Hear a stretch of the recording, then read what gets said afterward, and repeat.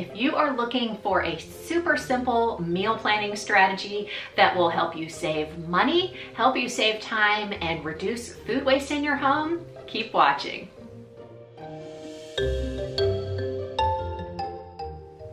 Hi everyone, welcome back to Faith and Flour. If you're new here, my name is Robin, and in today's video, I'm going to show you my 3 steps for meal planning that is just so easy. And I've been doing this for years, and I think that oftentimes, and I've done this too, our strategy for meal planning is to pull out the cookbooks, look through the recipes, and figure out, 5 to 7 meals that we want to make for the week, and then go shopping for all of those ingredients.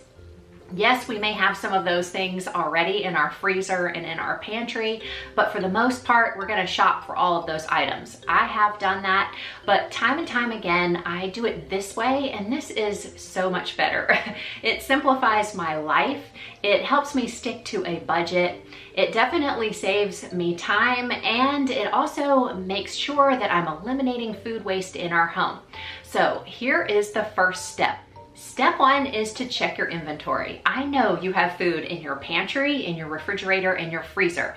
You are going to start with those items, so go start taking some inventory of what you've got. That's step number 1. I usually start with our refrigerator because that's where I have the perishable items, and I actually have some sausage. I found a big value pack for a good price, so I can use 3 of these and save the rest for another meal. So I want to make sure that that's on the menu this week. Then I also go looking for any produce that needs to be used up, and I have these carrots, so I want to make sure I incorporate those in one of our meals this week as well. Obviously, I am low on produce, so that's going to go on my grocery list, but I will show you my strategy for making sure that I purchase only what we're going to use later in the video. The next stop is our freezer.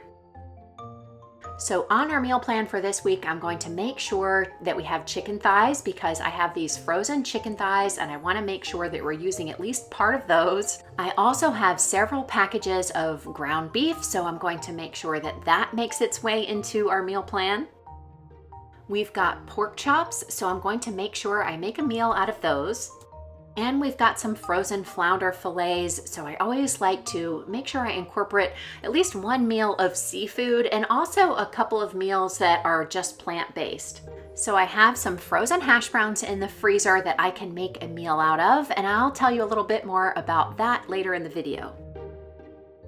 My last stop is our pantry, and first I'm going to look for the items that are more perishable. So any produce that has a shorter shelf life than, say, canned food. And I've got a bunch of Yukon Gold potatoes and some sweet potatoes. So I'm going to make sure to use those this week. Then I move on to the canned vegetables and start thinking about how I can work those into our meal plan. In our pantry, we always keep some staple items on hand like rice and pasta, so I want to make sure that I'm using some of that each week to keep our inventory rotating and fresh in here as well. I also want to make sure we're making use of the spices in our spice cabinet and any open sauces that we may have in the refrigerator. That way, when I'm doing our meal plan, I'll make sure to incorporate those things. Step 2, you are going to use those inventory items, the things you already have on hand, as building blocks for creating your meals for the week. So that's what you're going to start with. Those will be your foundation, and you're going to build on those. Next, grab a piece of paper and a pen. You don't need any special charts or planners. This is really simple. We're just going to start building meals from the items that you already have in your pantry, your freezer, and refrigerator. So with the pork chops, I know I have barbecue rub and sauce. So that's going to be the base for 1 meal. We're gonna fill in with some more vegetables and sides later, but for now we're just starting with the basics. So for this next meal, I know I wanna use the sausages. I already have sauerkraut in our pantry and some sweet potatoes. So those 3 things together make a complete meal, so that one's done.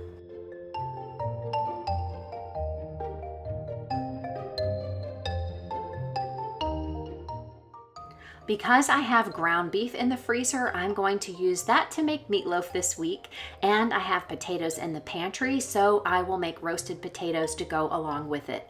This meal, just like the first one, is not complete, so don't worry about that. We'll get to it later in the video. I know I want to use some of the chicken thighs, so we are going to grill those, and I'm also going to use some of the barbecue sauce that we have, and my family does not get tired of that. They love things that are made on the grill. They love barbecue sauce, so knowing your family's likes and dislikes is really helpful. Work with that, not against it. I also have carrots in the refrigerator I want to use, so I want to add those to this meal and do roasted carrots. One of our plant-based meals this week will be a pasta dish, and I want to make it with a cream sauce, and I'm going to add some things to this later too. The foundation for meal number 6 will be the flounder fillets, and I will serve that with rice that we have in our pantry. Meal number 7 will be another plant-based meal, and it's going to be rushdie, which is using the hash browns that I have in our freezer. And I also have bacon and eggs on hand, so those all go well together. And if you don't know what rushdie is, you can Google it. It's a traditional Swiss dish that our family loves. So now I have laid the foundation for 7 meals. These meals are all very basic, very easy, and things that I know my family loves. They are tried and true. So this is not a week where I am trying out new recipes. Step 3 is to fill in the gaps. So those meals that you've already started planning may need some extra things. You'll need a few extra ingredients here and there. For me, lots of times it's produce. Those are the things that you are going to add to your grocery list and to shop this week. And you're going to be sure to use those things up because you already have a plan in advance for how you're going to use them in your meals this week. The way that I fill in the gaps is to look at each meal and see what is needed to round out the meal. So during the summertime, corn on the cob is very inexpensive. My family loves it. It goes great with grilled pork chops, so that is going to go down, and a salad. And I'll circle those ingredients because I know those are the things that I need to add to my grocery list. To go along with the meatloaf and roasted potatoes, I'm going to add green beans because I have a great recipe for a sort of roasted potato and green bean salad, but I don't have green beans, so that's going on my grocery list. Spinach salad is something that my family loves to have in the summertime, so that's going to go along with the grilled chicken thighs and roasted carrots. And the veggies that I want to put into the cream sauce that I'm making with our pasta will be mushrooms and spinach, because I'll buy a big package of spinach, use some for the spinach salad, and then have some spinach to add to our pasta as well. Also in the summertime, zucchini is plentiful and very cheap, so I'm going to buy some of that and fix that to go along with our flounder and rice. Rushdie is sort of a one-dish meal, but it needs a salad or something to go along with that. So I'm gonna write that down, and then I'll make sure I get all the ingredients that I'd like for salad at the store. And I also know that I only have a few eggs, so I'm gonna circle that just to remind myself to add it to our grocery list. With my grocery list in hand, I can go shop for all of the produce that is going to be part of our weekly meal plan, and that way I will be sure to use each and every one of those items. Nothing is going to go to waste because I have a plan. And also while I'm at the grocery store, that's the time to stock up on staples to use as the foundation for next week. So if I see meats at a good price, or produce that has a longer shelf life like onions and potatoes, and also any pantry items that are a good price that I can use to replenish our pantry, I will grab those while I'm at the store too. Usually we keep things simple for breakfast and lunch, so I already know what I need to buy when I'm at the store to keep those things replenished too.